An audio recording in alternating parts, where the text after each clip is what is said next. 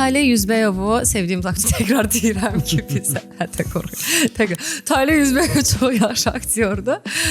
Amma təbii ki, biz də tənqid eləmək şeyindəyik, iqtidarındayıq. Məncə o axırıncı videoda tərbiyə kurallarını aşmış bir şeydir.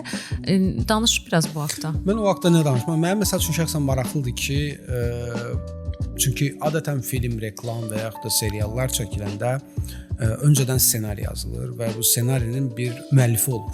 Mənə maraqlıdır ki, bu reklamın ssenari müəllifi kimdir? Burada iki yerə ayrılır. Əgər ssenari müəllifi Talehin özüdürsə, bunu yazanda nə düşünürdü?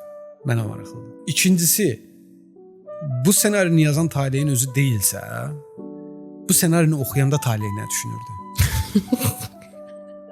Yəni o da deyilsə çəkiləndə Taleh nə düşünürdü? Çəkiləndə yəni başa düşürsən, yəni baxın. Mən onun əleyhinəyəm. Bəyənərəm, bəyənmərəm, o başqadır.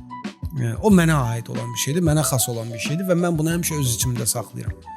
Sənin biz dəfələrlə hər yerdə, haralarda olmuşuq. Hansısa bir qadının, hansısa bir xanımın və ətrafımda olan şəxslər, məni tanıyanlar da təsdiqləyə bilərlər şərhlə də ki, hansısa bir xanım haqqında mən heç vaxtı mənfi fikir bildirməmişəm. Ay orası gözəl deyil, ay burası gözəl deyil, ay belədir, ay elədir. Niyə? Birincisi bunu niyə mən eləmirəm? Niyə mən bunu eləmərəm heç vaxt? O bədən mənim bədənim deyil. 1. Qadın deyiləm. Qadın deyiləm. 2.